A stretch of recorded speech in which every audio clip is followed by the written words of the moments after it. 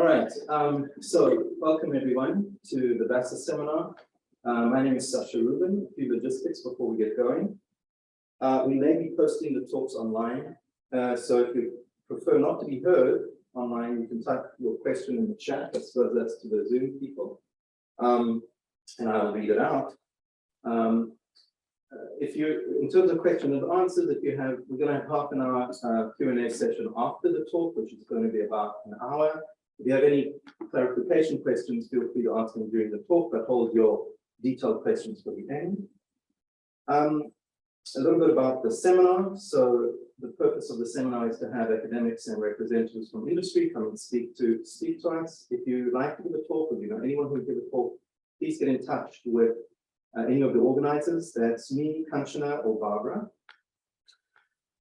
Okay, so with the logistics out the way, I'd like to introduce our speaker. So Dr. Mubarak Shah is the founding director of the Center for Research in Computer Visions at the University of Central Florida. He's the recipient of many awards, but I'll mention just one. He was the 2019 winner of the prestigious ACM Interest Group on Multimedia Award for outstanding technical contributions. The award is given in recognition of his outstanding and pioneering and continued research contributions in the areas of multimedia content analysis and multimedia application, for leadership in education, and for outstanding and continued service to the multimedia community. He's known for his pioneering work in automated video surveillance and his fundamental contributions to visual crowd analysis, including the world's first automated crowd counting method. He's visiting Zion Wang, his group, and he will be on campus today, so feel free to get in touch with him if you want to chat. The title of his talk is Human Action Recognition, Learning with Less Labels and Privacy Preservation. Over to you. Does it work? Can you hear me? Okay, thank you very much. I'm very pleased to be here. I think I've been to Sydney several times, but this is the first time in this university. And it's a good time to visit Australia because Florida is so hot, you know, so it's very nice weather. I enjoyed. Actually walked from hotel today all the way here. It took me more than an hour. So it's very nice. So I'm going to talk about the human action recognition, learning with less labels, and privacy preservation. I've been working in this area for a long time. The first work we were recognizing gestures, hand gestures. We were looking at the fingers where we used to wear gloves and look at trajectories. And then we were looking at the monitoring office environment where we had these different areas marked out, and then we're looking at these kind of activities, person getting in, opening a door, and so on. And then we worked on this, how to make a sandwich. You know, this was, of course, a long time ago. So we were doing lots of things manual. We knew where is the bread, where's the tomato, and so on. And sequence of these things, we can come up with the sandwich making. Then we were able to look at the different joints of a body. We get these trajectories and we can recognize some of the activities like that. After that, we were able to track people, and then we get a sequence of contours of a person performing the action, and this becomes a spatiotemporal volume, and we can compute the features and then recognize these activities. At that time, the data sets were too simplistic. You know, there was this KTH action data set, you know, about 9 or 10 activities, and there was a Wiseman action data set. So we proposed this new data set, which was a series of these data sets, starting with UCF Sports, UCF 11, 50, and 101, and UCF 101 became the benchmark for action recognition in the computer vision area. Is it okay? So this is the UCF 101. There's 101 classes of activities. These are the YouTube videos. So now the deep learning disruption, it changed everything, as we know. So this was the paper we had in ICC 2017.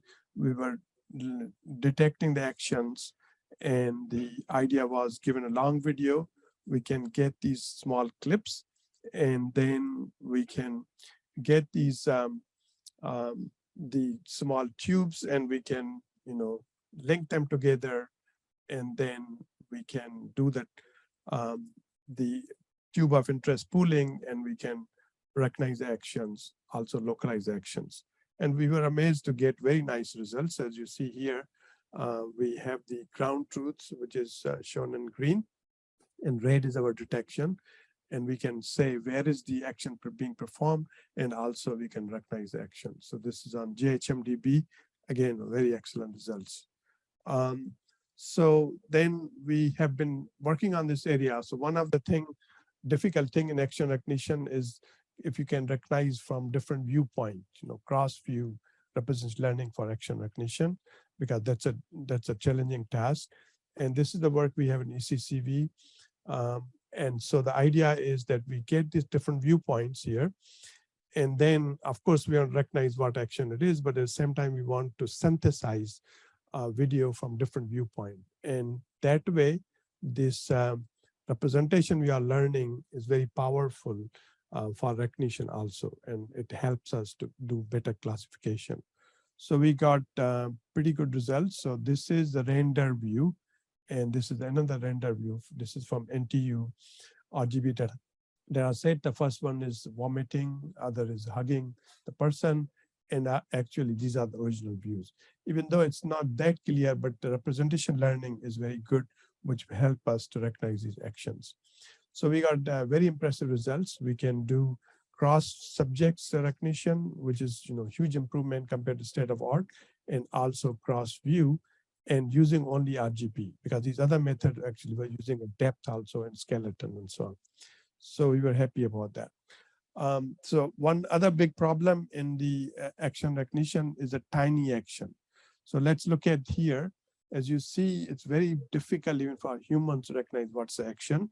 So if we zoom in, then we know the person getting out of the car is the activity.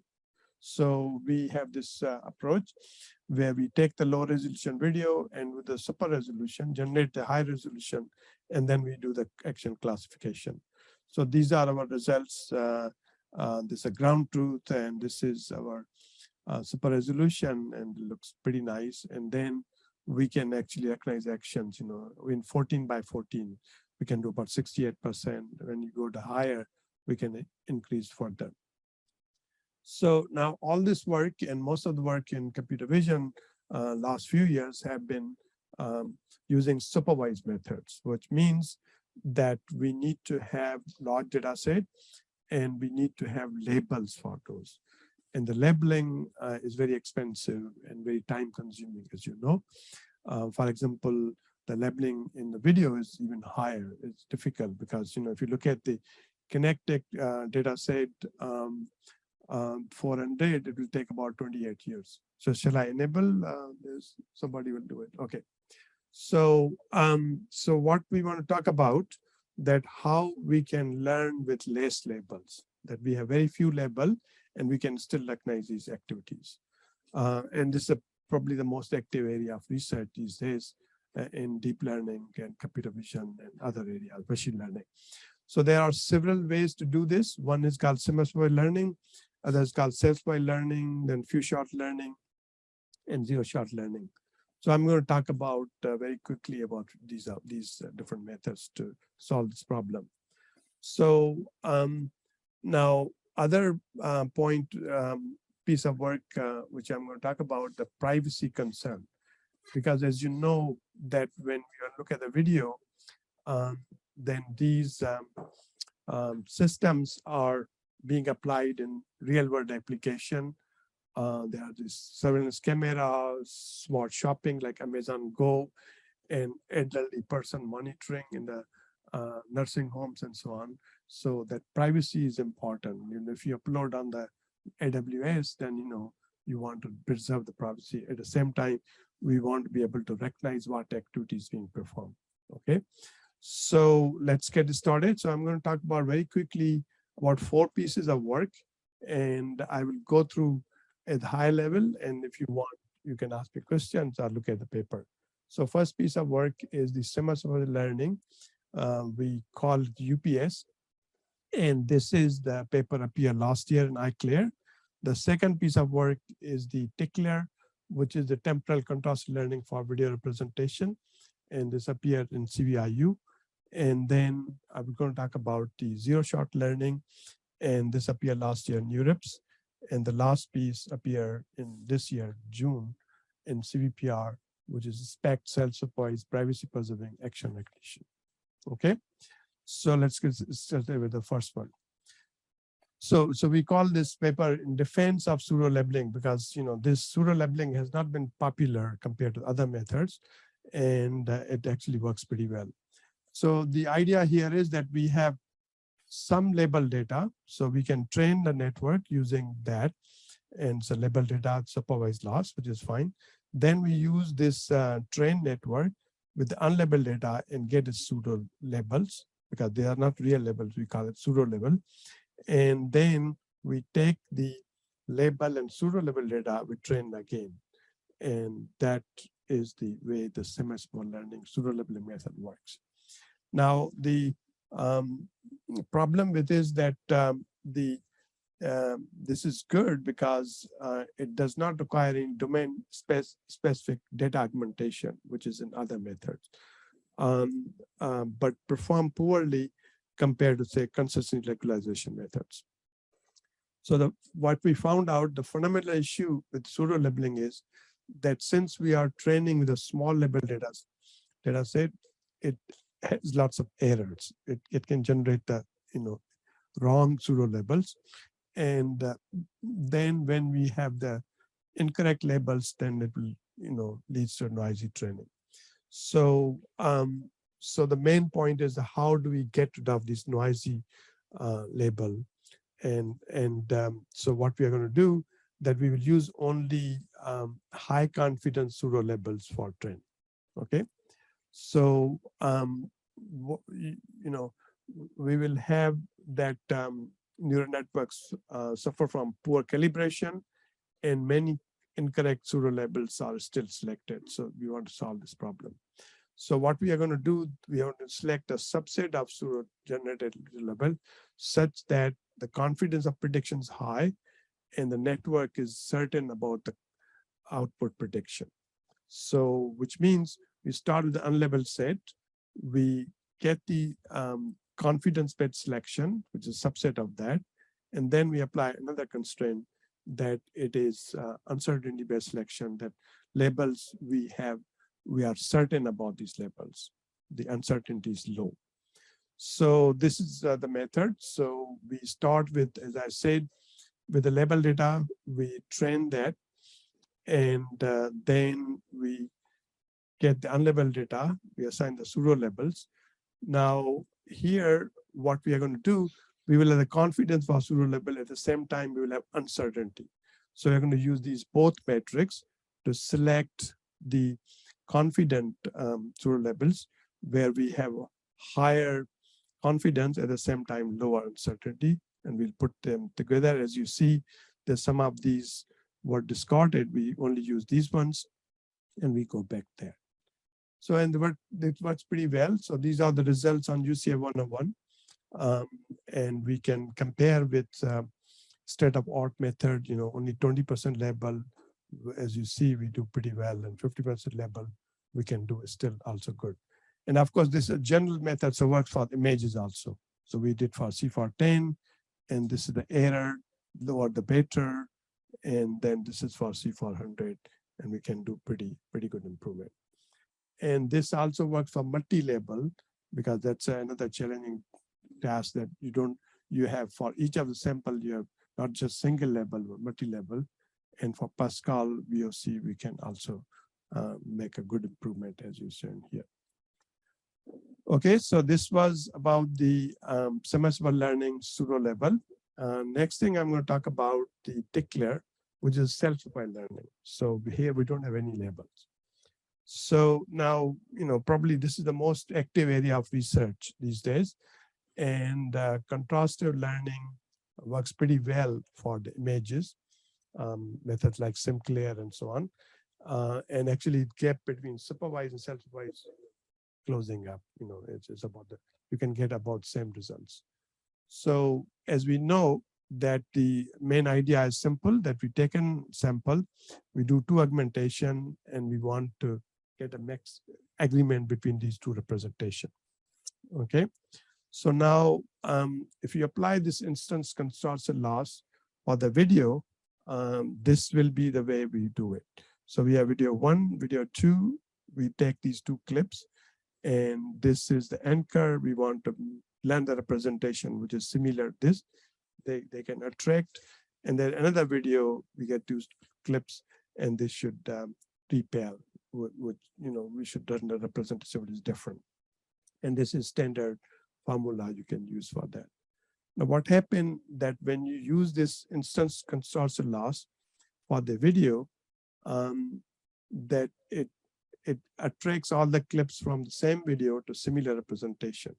So therefore, it kind of enforcing indirectly temporal invariance, which is not good. And therefore, this instance consortium loss is actually not gaining from multiple clips. So we have to solve this problem. So what we want to do, that we want to encourage a temporal diversity at 2 temporal aggregation steps. So one, we have temporal pooling of features map, which we are going to pool across features.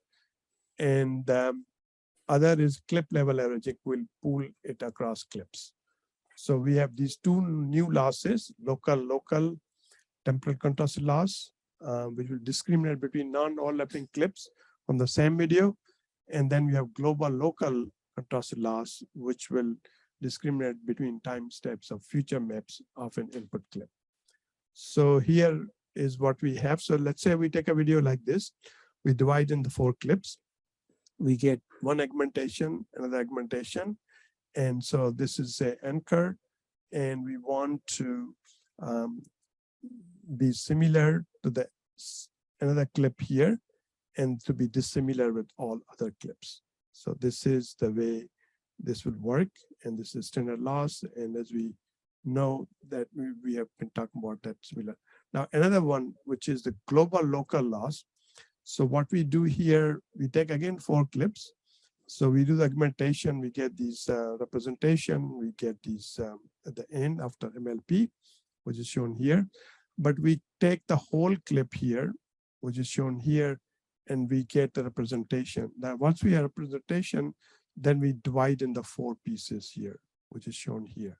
So this is kind of global, this is local. And then we have that this should be similar to this one, corresponding to this one, and dissimilar to all other ones. So that will be the similarity and dissimilarity. Now this was just for 1 clip. We are going to do all 4 clips. So that's why we have this summation here. So this works very well.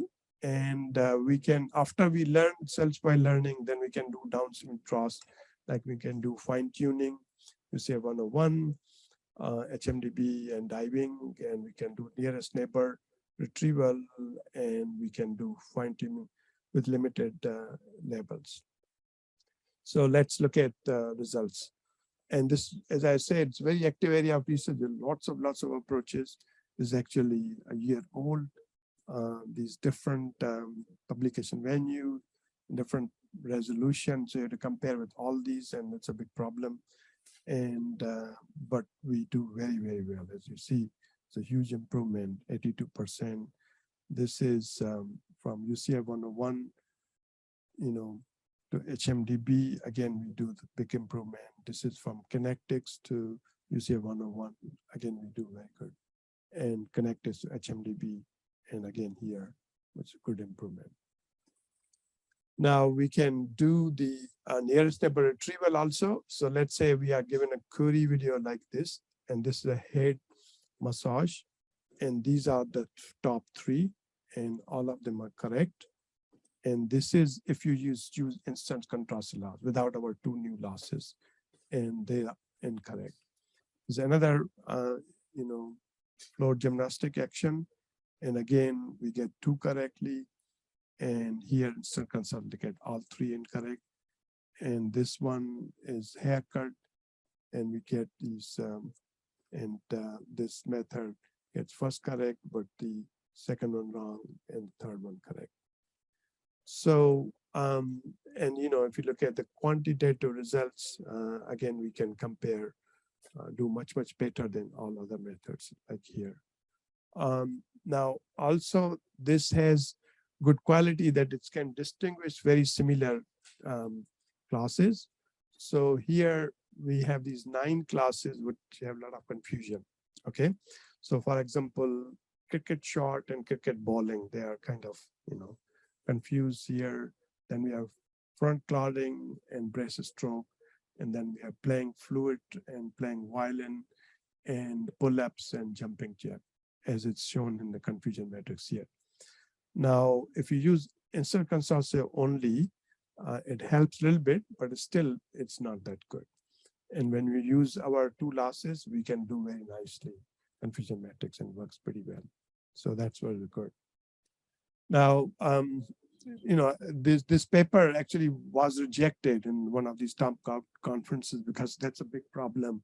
The review is so noisy, so you never know.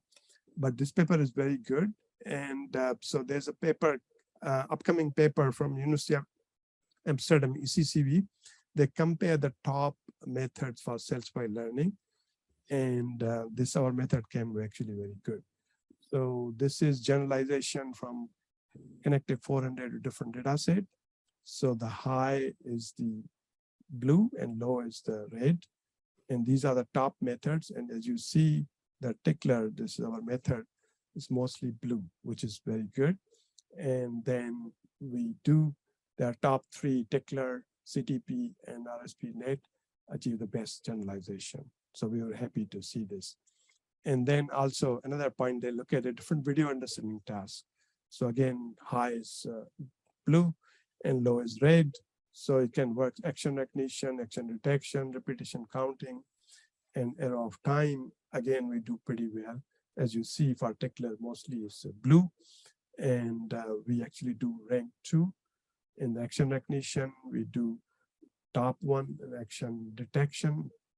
And we do rank 2 in repetition counting, rank 2 error of time, which is very nice.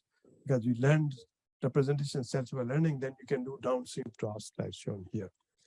And so the third thing they compare was pre-trained setting, that how quickly you can learn. So one is epochs, batch size, and number of frames. Again, we are here, and we just do a little bit less than CTP, which is the top, and which was very nice. Okay, so this was about tickler. And then let me talk about the third piece. So this was a paper last year in EURIPS. And so what we want to do here, that we want to learn where we don't have any levels at all, 0 shot learn, okay? Because the problem is that if you train the network on the data set, but these action never happens in real world, because these are, pretty constrained data sets. And if you can recognize those, it doesn't matter.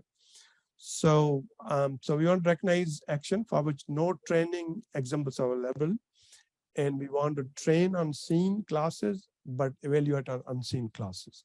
Okay, so here's the example. Let's say we have dodgeball and we have bouncing ball. These are 2 actions.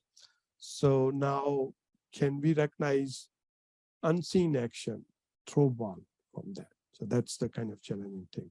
We have, these are dodgeball and bouncing ball are seen, but the throw ball, the system hasn't seen those. So now this, we can formalize this problem. So we have seen classes and unseen classes, and we have video X and we have labels Y.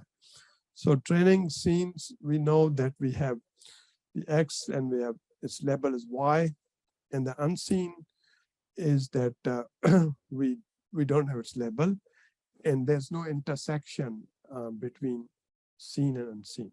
Okay, they're very different. So the typical method is called nearest neighbor.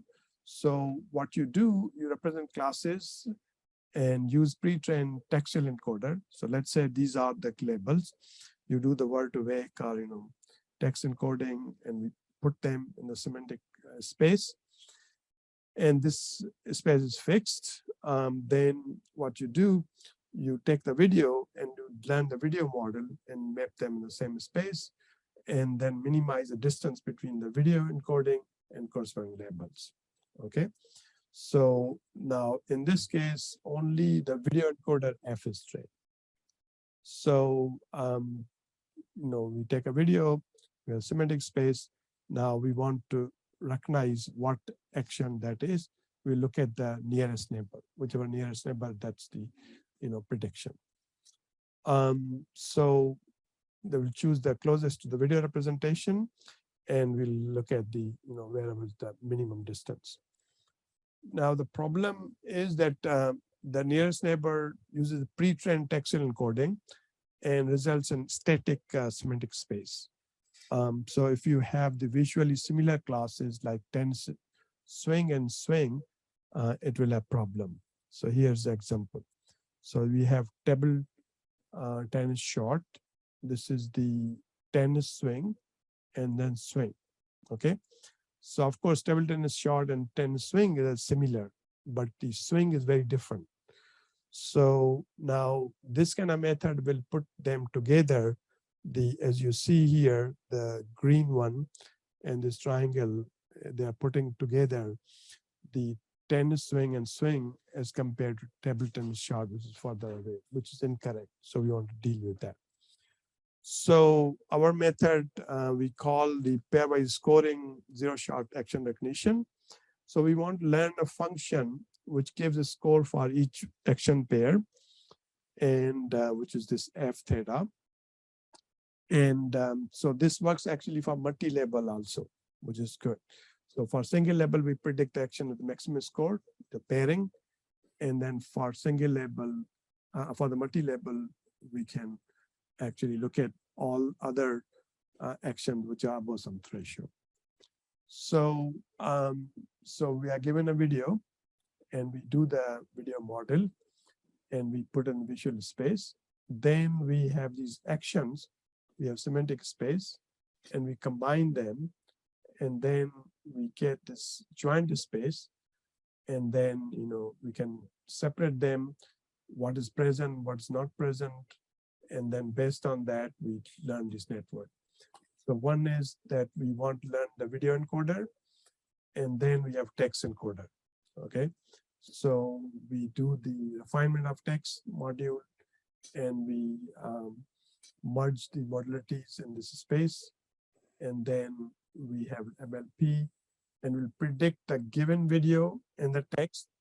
What is the probability that they are same, they belong to the same one, they are the same scoring function. And this, we just use that for cross entropy loss, and these are the seen classes. And we want, once we learn that, we can do this for unseen classes also. Okay, so now this, as I showed you, that this was a problem in the standard methods.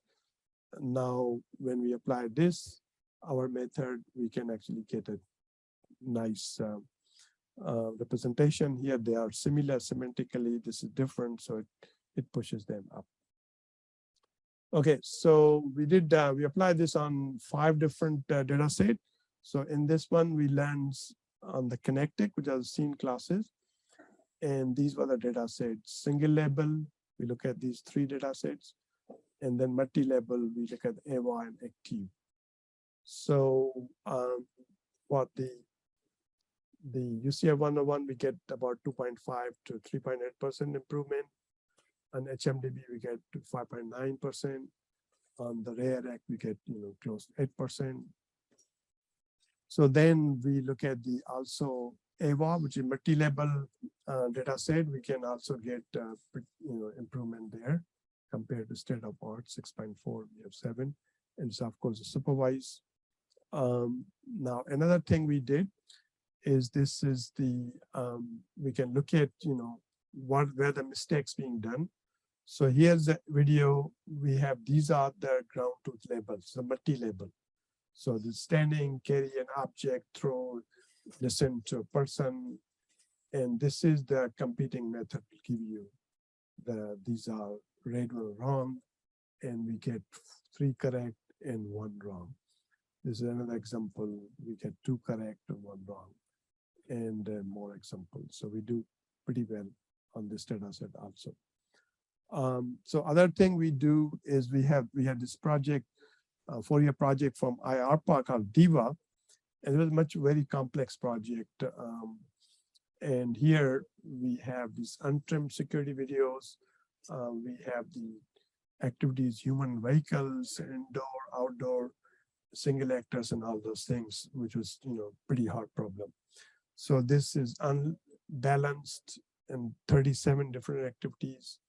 And we did pretty well on this standard problem of supervised learning. We came at the top of leaderboard.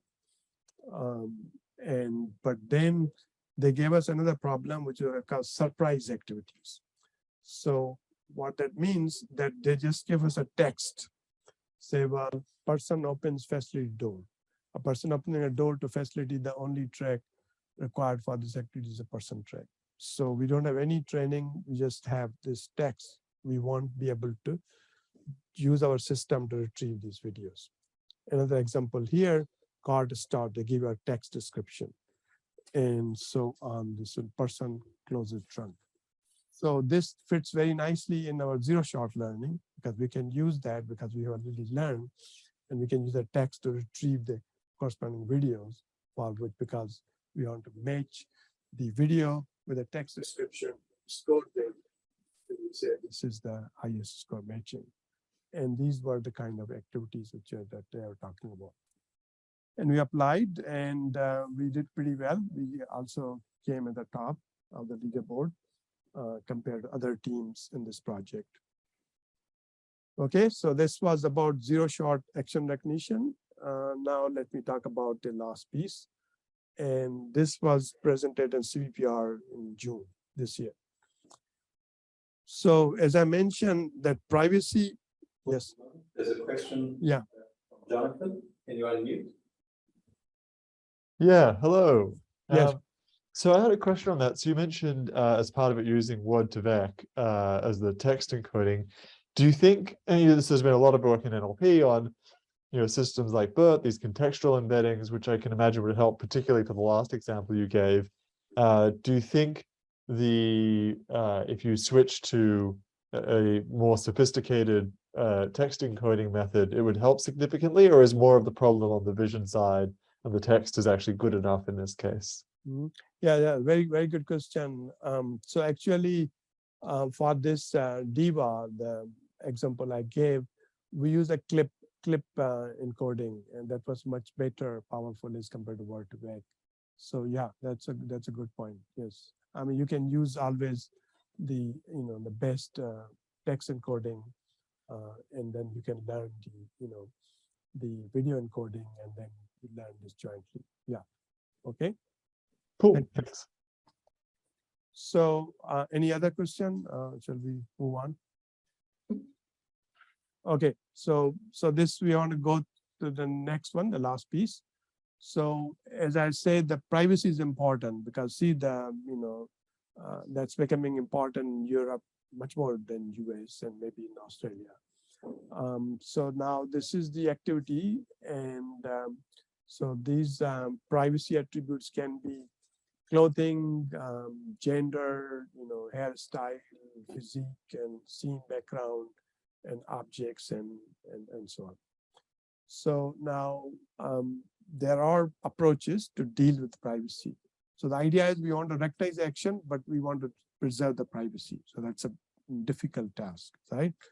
So one simple will be we can take a video and downsample, as shown here. Now, privacy annotation not required, and now privacy attributes, they will remove weekly, as you see here, but action recognition performance goes down because you are basically looking at the low resolution.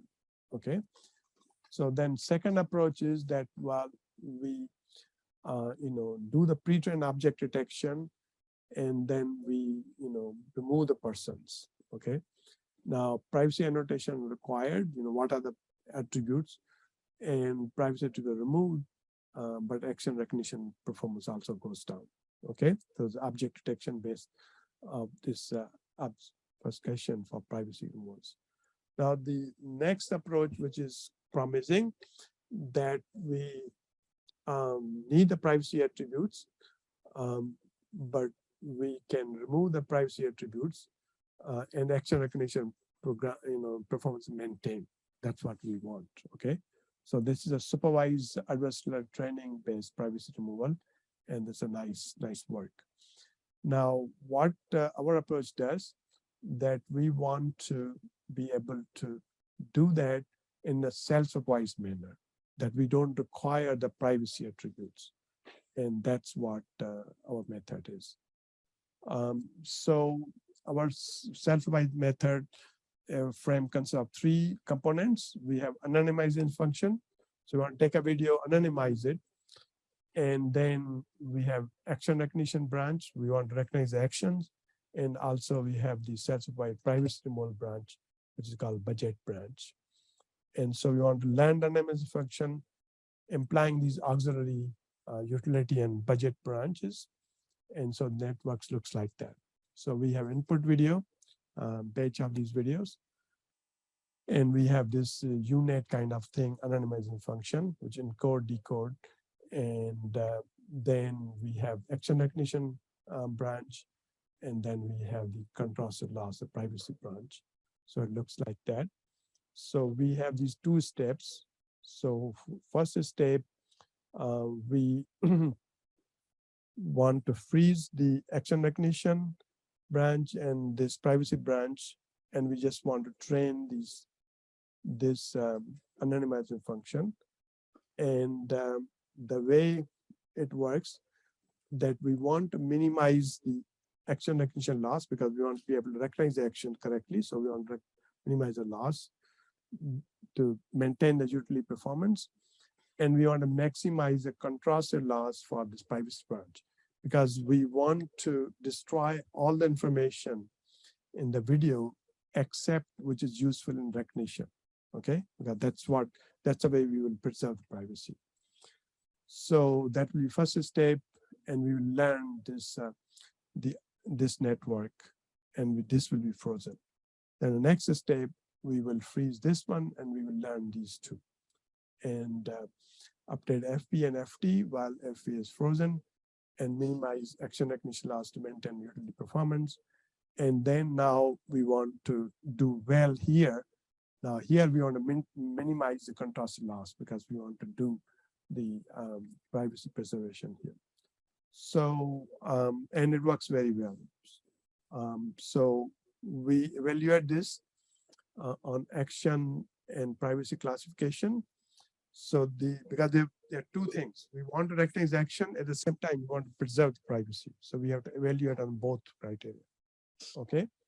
So so the prayer protocol on this is that you will use the data set like UCA101, HMDB51, and then you will have these human privacy feature like face, gender, skin, color. But we actually introduce a new protocol where we have non-human privacy, like feature, like scene, object, and so on. And also we introduce a new data set, which is 24 times bigger than the previous prayer protocols. Okay, so these are the results. So here we want to first look at how well are we doing action recognition.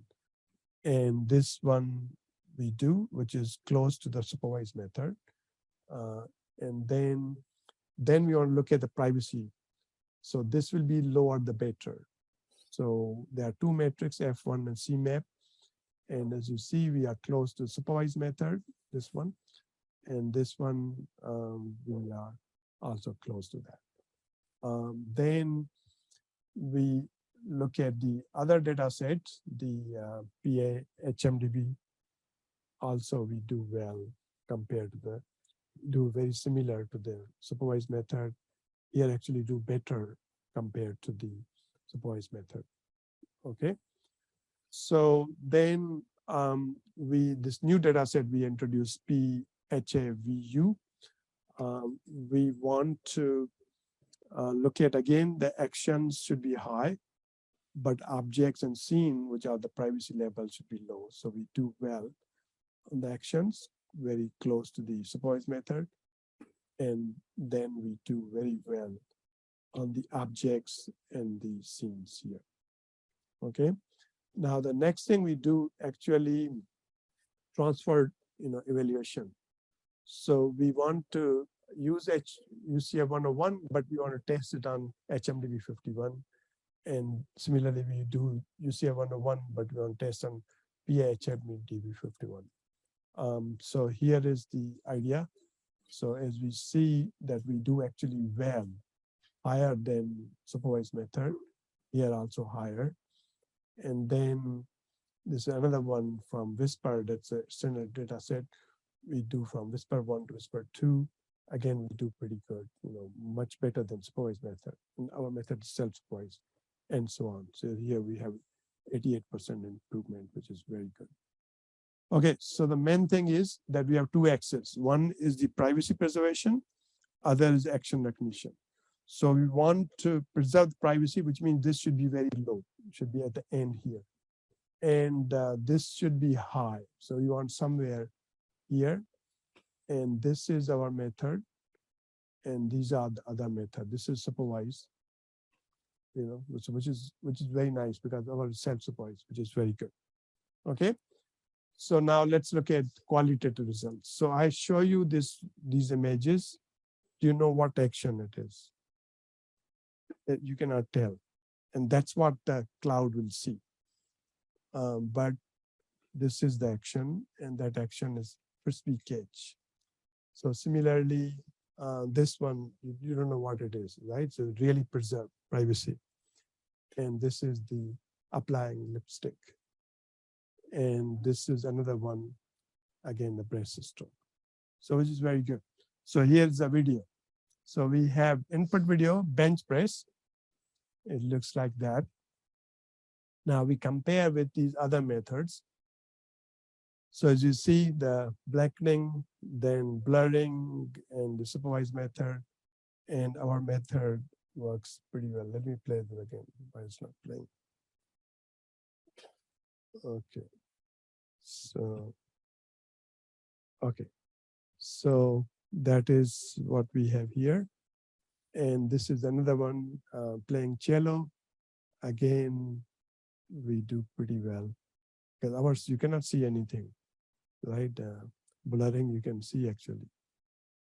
Okay, so other thing we can do is because we have the scene labels also, we want to remove the scenes. So this is the supervised method. You can see the scenes, right? The background and so. But here, this is what we have. You don't see anything. And the same one here. Okay, so this was the last piece. So then, let me just summarize. So I talk about the semi-supervised method, which we call UPS, uncertainty aware pseudo labeling, and a simple and efficient framework. It gets the state-of-art results without relying on the strong augmentation, and it's domain agnostic, works for the images and actions, and it works for the multi-level classification. And so we actually had another paper in this CVPR, which kind of used this idea, and this deals with the noisy label, how you can learn from noisy labels.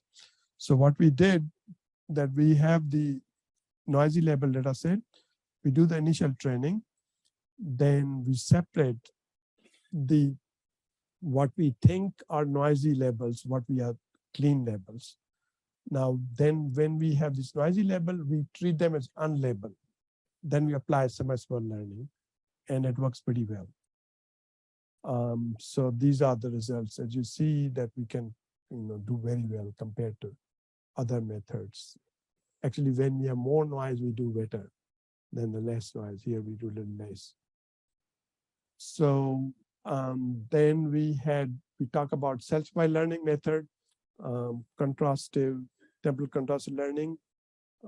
We introduced these two new losses, local temporal contrastive loss and global local temporal loss, and we got state-of-art results on various video understanding tasks. Then we actually have in October, we are going to present this paper on IROS, another self-supervised learning method for tracking in pine clouds, LiDAR. Okay, so this is our method, and we get very nice results here, as you see here.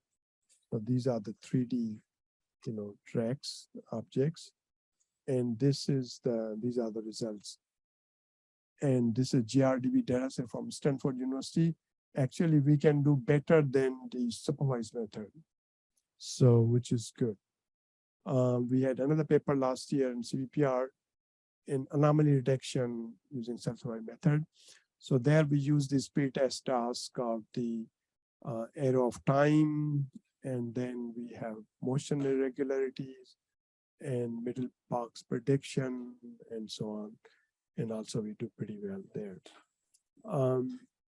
Then we have another method on the video object segmentation, which is under review again. This paper keep rejecting. So if your paper get rejected, don't feel bad. It's happening with everybody. So, but this is very amazing results here we have, and you can see that we can do the occlusion, multiple objects, and so on. Okay, so the idea here is that's the number of pixel annotation, and this is the performance. So you want to have very small, no annotations, and then you want to be higher. So we are here, we compare with all these different methods. Now this paper got strongly accept, possibly accept, then 2 strong reject and got rejected. I feel so bad about the students, but this effect of life. Okay, so then the last part was the zero-shot learning. And so here we kind of reformulated the problem that we say we learn a scoring function of the instead of nearest neighbor. And then we predict the set of confidence score for each class independently. And we achieve state-of-the-art performance on 5 benchmark. And we got the state-of-the-art results on very complex problem of surprise activity recognition. We also have work in ICCV last year on the multi-level object detection in zero-shot learning, and where we use attention and so on. And this also we get pretty good results compared to other state-of-the-art, as you see. It's very complex, as I said, NUSY. Okay, so the last piece was the self-supervised learning action recognition. And this is a very new area, which is going to become very important, that we want to do the trade-off, that we want to recognize action, at the same time we want to preserve the privacy. And so also we introduced this new protocol where we have non-human privacy feature like seeing objects, introduce this new data set, which is 24 times bigger than previous protocol. And our method generalizes to better than supervised method. So that's it. Thank you.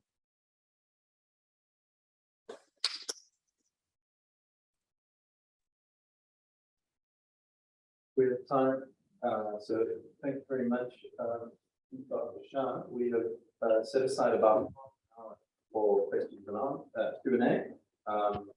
So let's see, there was a question here. Hi, thanks for the talk.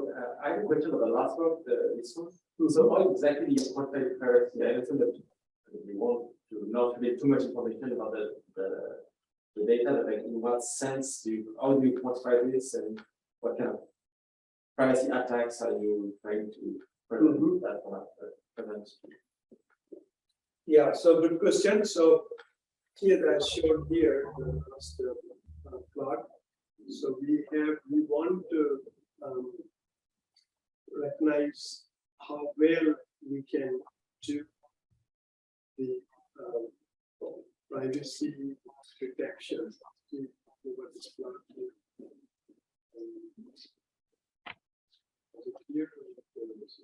Yeah.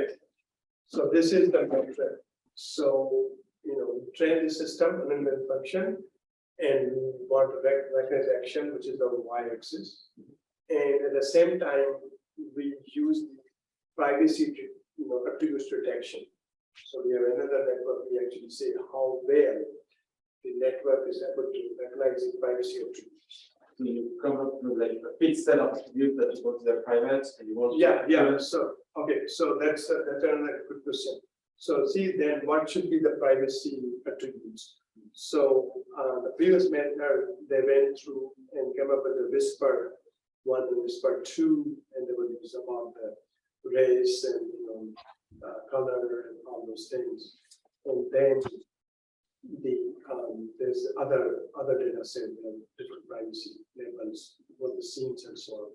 So it is important to know what should be the labels, but as far as we know those, then in order to test how well is our system, then we want to be able to have system recognize it, and that's what the result was.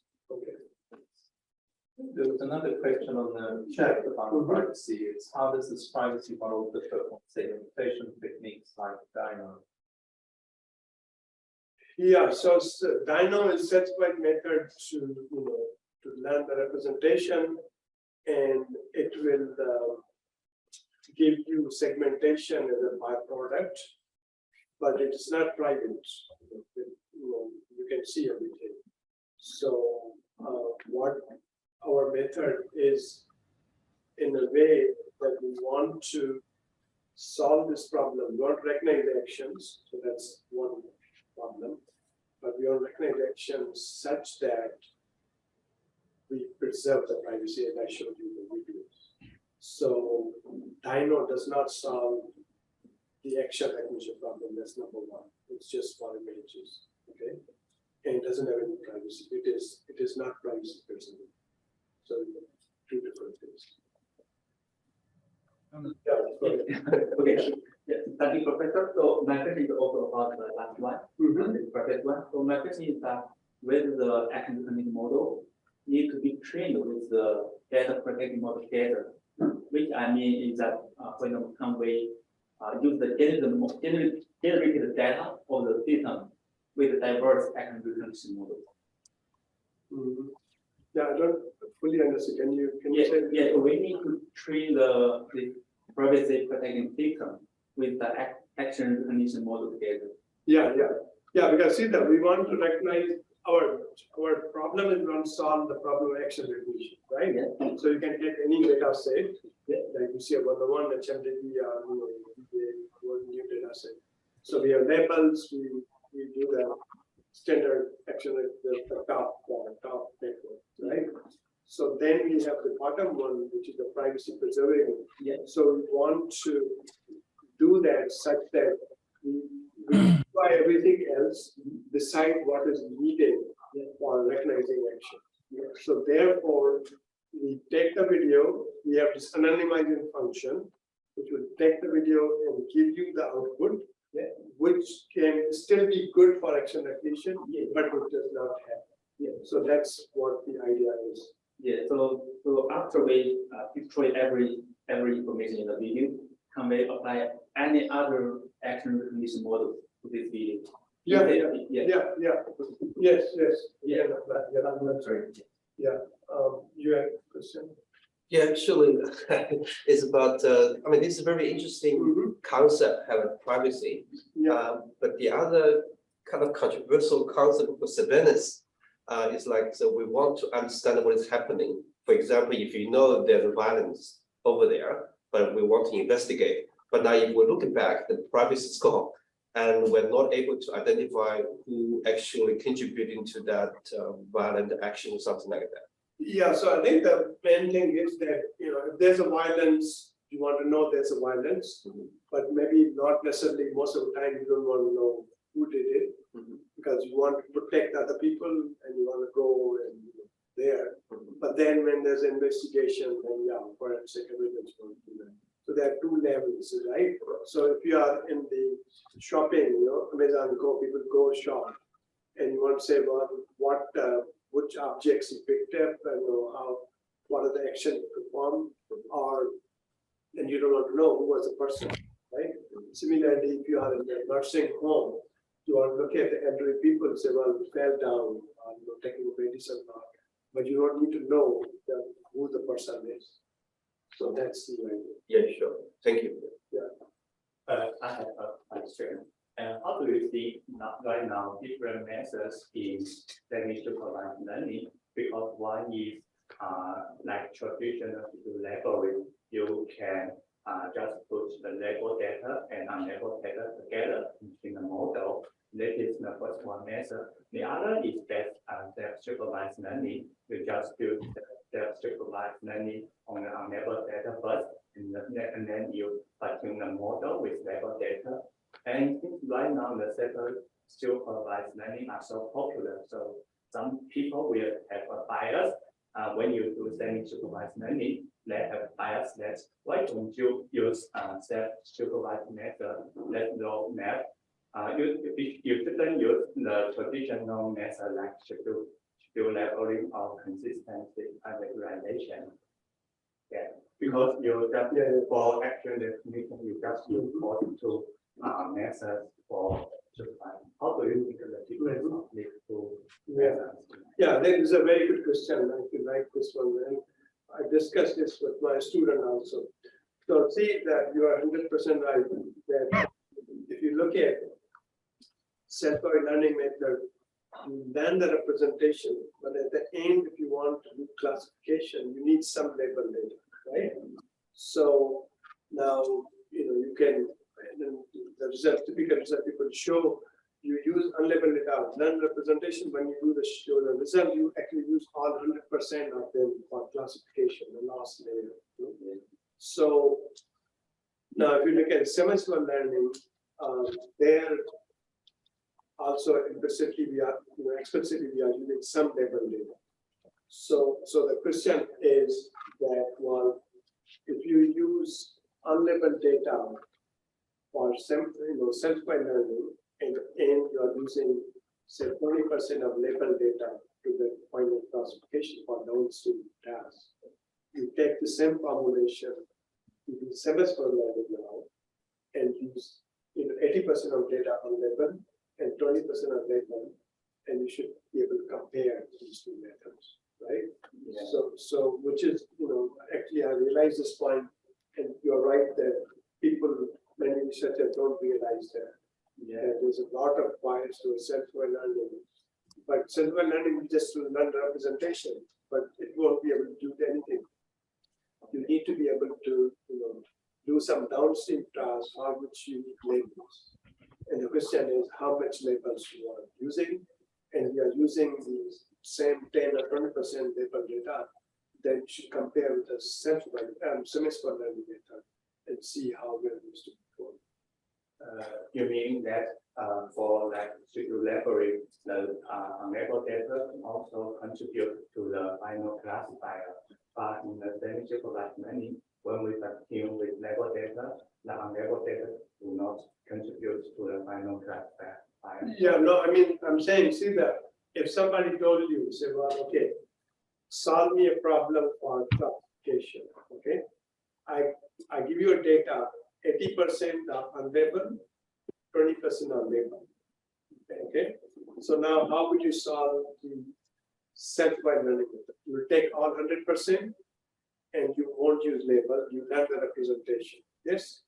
Then once you learn the representation, then you will rest of 20% to fine-tune, learn the classify, right? That's a self-supervised learning method. You try to solve that problem the guy gave you. Now I can solve the same problem using semester learning.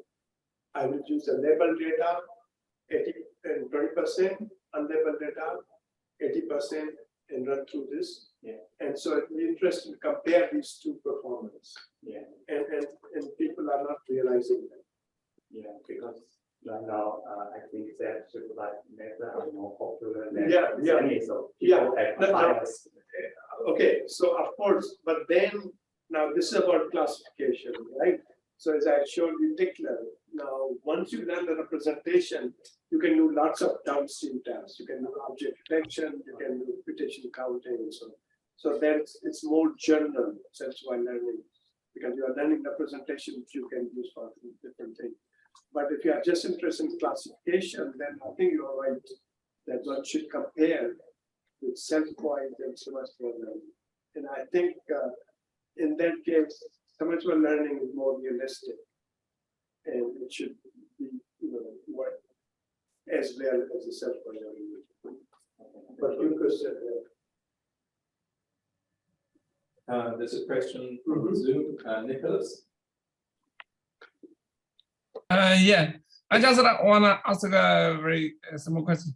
So how could you change the 2D image into the like a 3D reconstruction from the 2D image, right?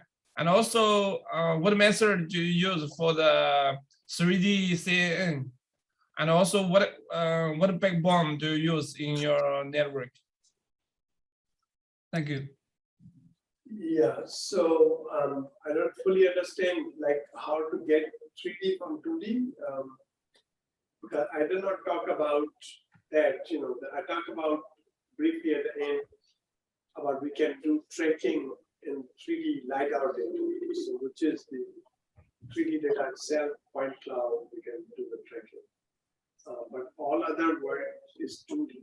So we have the RGB video, okay, we can look, recognize activities, we can see part, we can classify, and also zero-shot learning. All these methods are 2D, but they are looking at the video sequence of images. I hope I answered the question. Okay, thank you. So for the 3D theme part, which method do you use for the 3D convolution? So you like it's about the vertex convolution, edge convolution, and face convolution, or you only do the vertex convolution and edges convolution? Okay, yeah. Thank you. I think I understand now the question. So you're talking about 2D CNN, which is for images, 3D CNN for video, third dimension is a time. Yeah, so we have used I think R2+1D, ResNet 3D. But then there's the whole thing now. CNN is kind of, people say CNN is dead now with transformers. So transformers are new things, and we are actually so transformers. So it's dynamic. But yeah, the previous work used R2+1D, which was pretty well, and ResNet 3D. Yeah, okay, sure, thank you. And for the backbone, I mean, which backbone network do you use in your data training? Yeah, so I think that that same right R2+1D, and which in these cases we start from scratch, and we want to learn the weights, and we have for self-learning. I think we have a couple of other backbones. You can look at the paper, but it doesn't matter, right? So one is that you want to use the best network, which is which works well, but your contribution is that how well you do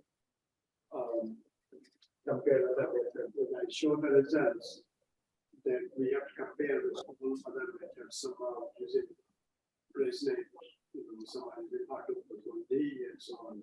So that's why staples are really long. So that you want to compare ResNet and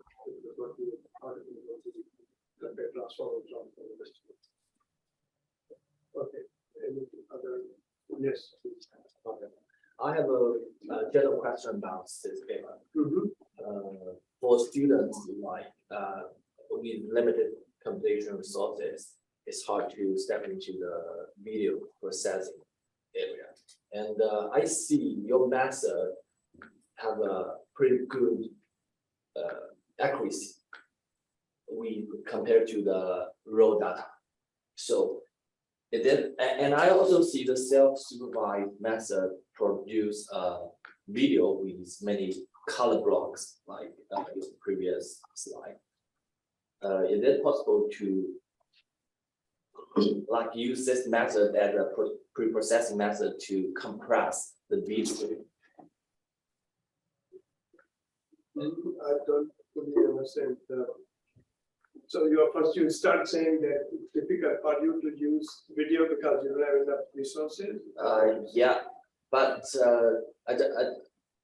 I just want to ask, is it possible to use the self-supervised learning, the method to pre-process the videos, the data set, and to output a smaller data set?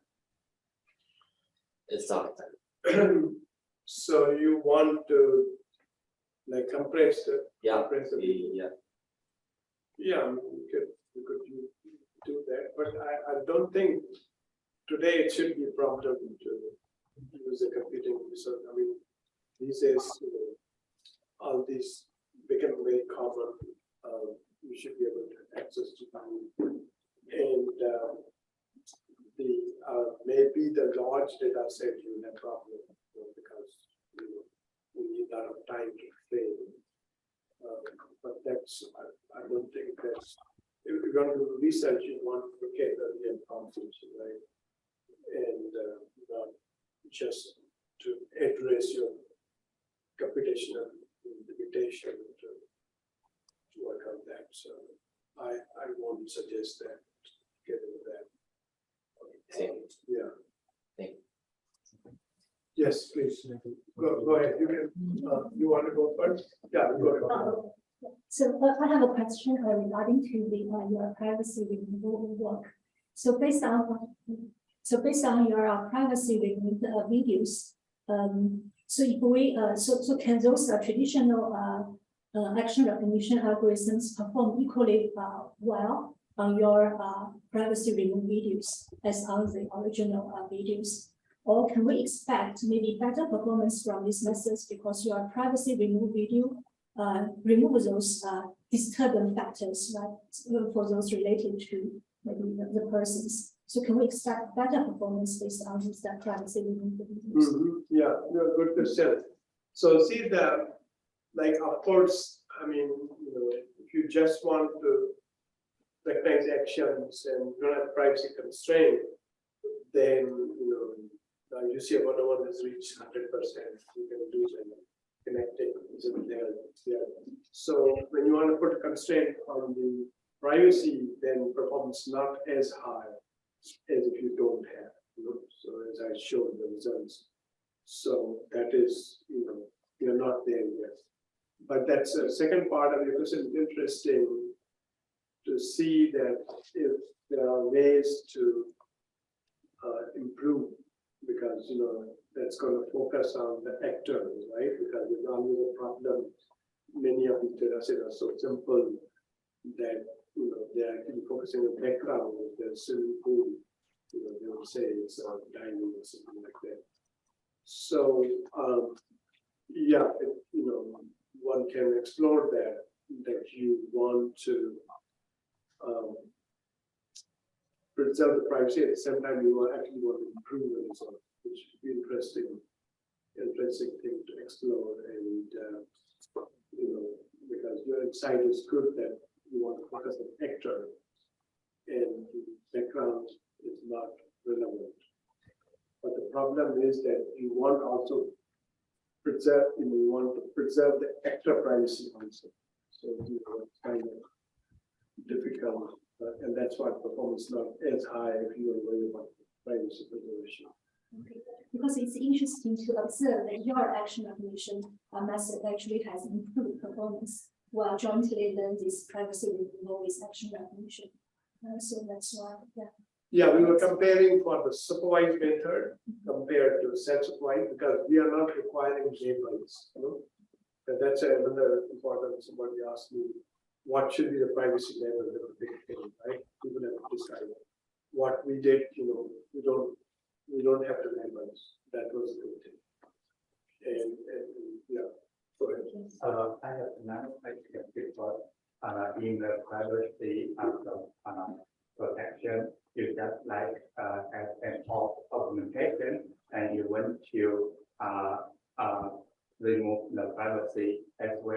maintain the accuracy at the same time.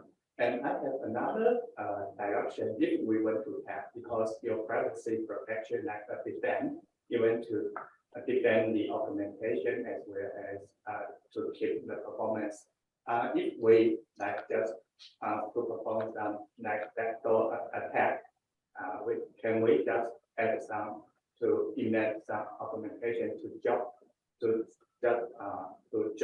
performance, not to increase the performance. Like because I think the privacy is like this method like protection defense method. Can we try another direction just to attack the model and add to Yeah, okay, so I mean, you're talking about 2-3 things, but one thing I want to mention actually, submitted this paper, I think it was due Monday.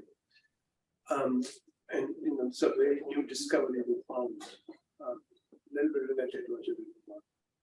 Now, sense-wise learning method, they are vulnerable to adversarial attacks more than supervised learning method, which is very surprising, right? So as you see, you know, as you were saying, that self-supervised methods are hottest topic and all these things. But we found out if we want to take adversarial attack on the network, which are learned self-supervised manner, they are very poor as compared to supervised learning method. So that's the main point. So you were saying that now if you bring in the privacy preserving method, it's also actually interesting. So you're saying if it'd be easier to attack the privacy preserving method compared to, or it'd be harder to attack privacy preserving method compared to non-privacy preserving method. Is that what you're saying? Oh no, I just say right now we are doing the this method like defend the model. Yeah, because we need to remain the accuracy. Like this method, we need to remove the private information as well as remain accuracy. Like we do some augmentation.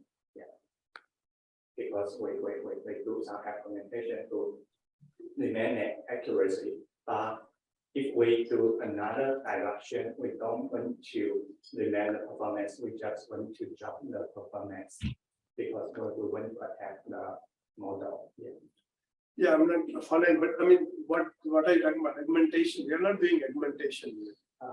We are taking the video, anonymizing. Yeah. So that's not augmentation. No. Yeah. Yeah, but you know, think about so I think I like this idea to explore that the privacy preserving network, is it more or less vulnerable to adversarial attacks? Interesting problem if you want to work on. Yeah. You can get a paper if you can get some good results. There were 2 questions Yeah. on the chat that I'll just read out. Yeah. What is the balance between removing privacy information and retaining visual content for viewers? Also, in the extreme case, whether we can simply extract stick figure, i.e. skeleton model from video content to maximally remove person privacy information.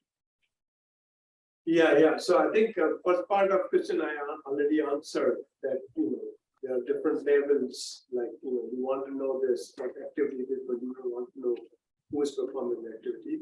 But yeah, this stick figure is a good idea.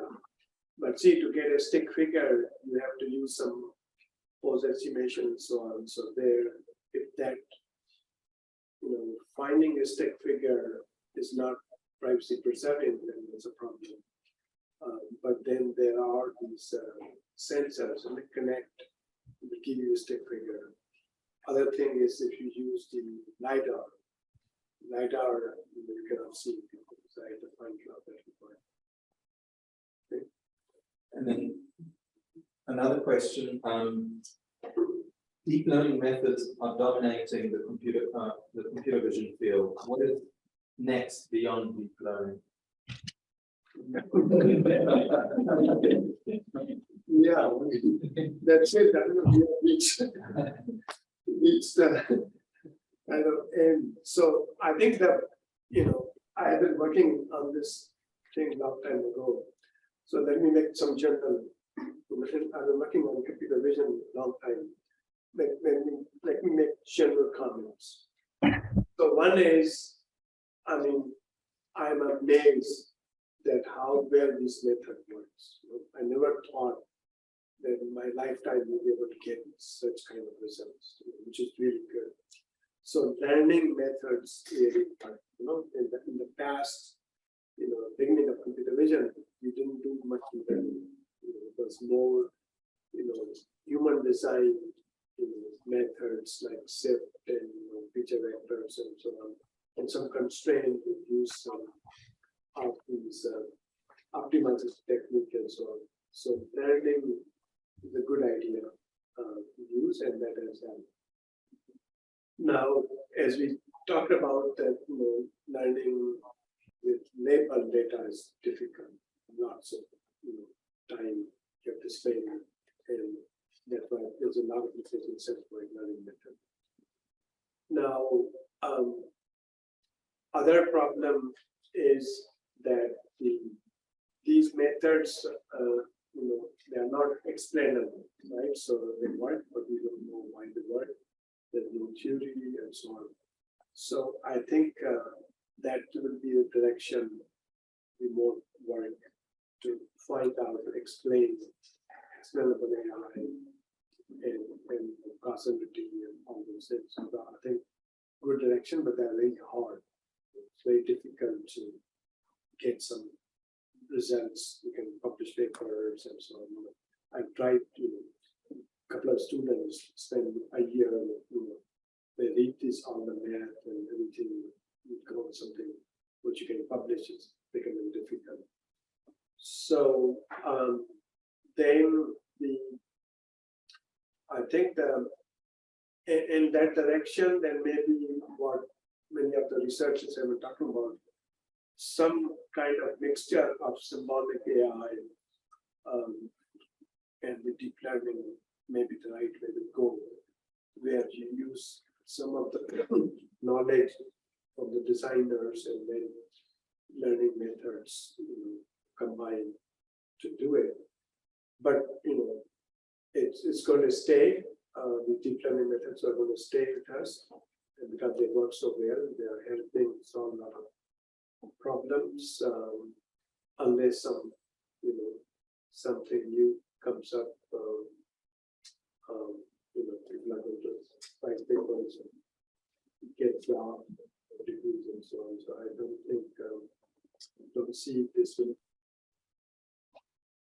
Hi, Mubarak. Yeah, this is Dong. Yeah, this is my question. Yeah, actually, this is when we start to work on computer vision, about 20 years ago, 15, 20 years ago. Yeah, actually, there are very few CVPR papers every year. Now it's a number of papers, maybe 10 times more than that time, 205, or maybe you started even earlier, much earlier than me. Yeah, so that's probably many papers are actually quite similar to each other. Yeah.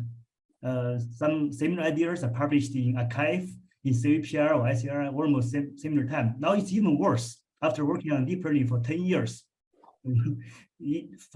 From 2012, now everybody works on transformer now. Yeah, the same transformer is dominant, not in computer vision, but also in NLP. Yeah.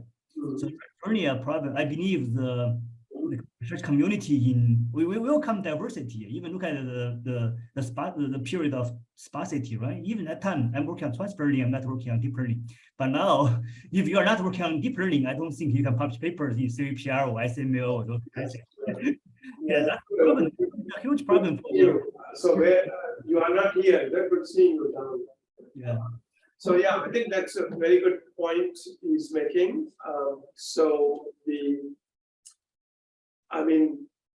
This is, I never thought it's going to happen, as I said, like this. So as you know, 300 papers on the average are uploaded on archive in computer vision every day, 300. Okay, so then the review process is very noisy. As I said, there are very good papers that are rejected twice and we gave up. So it's a big disruption and it's uncontrollable. We cannot control it, right? So one good example is that I used to insist each of my students to have at least one penny paper before they graduate. And now we are getting papers accepted in penny which are rejected from CVPR.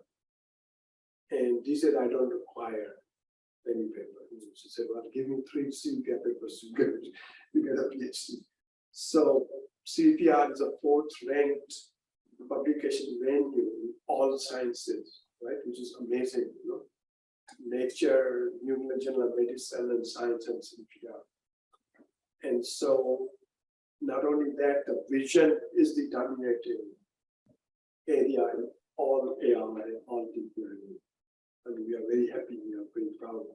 So now we can publish papers in CVPR, ECCV, ICCV, we have 3 main conferences, right? But we can also publish in URIPS, we can publish in iClear, we can publish in ICML, there are 6. We can also publish in IROS and ICRA, that 8. We can publish in ICHKAI and AAAI, 10. And which is, vision is so important that you can publish anywhere. And all these are CS ranking conferences. The ranking of departments depend on their publishers. It's very, very big disruption. But and the last point, that in the old days, professor and graduate student used to co-author a paper, right? So first a student and then a professor. Now, I saw other day paper from Google, 16 authors. And all are full-time researchers, pay very high salary. And now how does this poor graduate student compete with those 16 full-time engineers? So that's another big problem. And the other problem is that if you, like this, I showed you this video object segmentation paper, 2 definitely accept, definitely accept, possibly accept, and 2 strong reject. Now, what do you do with the great student? I mean, she tried so hard, she did the work and she missed one, she missed another one. So that's a big, big problem. There was a very nice paper, not the last year, I think 2 years ago in CVPR, effective computer vision. Okay, and I think everybody should read that. So they were talking about how this deep learning revolution is impacting the lives of people, emotional lives. That there was one example they were saying that there was one senior researcher went to CVPR, he was talking to the other guy. Then this young kid came and he wanted to take a selfie with this other guy who's not known as this senior professor is looking at it. And it's out of date. The guy, things have changed so much, that people don't remember classical computer vision and so on. So it's impacting people. I mean, there was few people actually they are getting psychotherapy and getting help with how to deal with this disruption, which is impacting, because these high-tech companies, they are hiring academics, paying them huge salaries, and that's competing with the university professors. My student, he was making $25,000 as a GRA when he was a PhD student. 1 week. Next week, he started a job, $400,000. So that was 3 years ago. So that's a fact of life. I'll close the session. Let's thank Dr. Shah for a very interesting presentation and some interesting reflections at the end.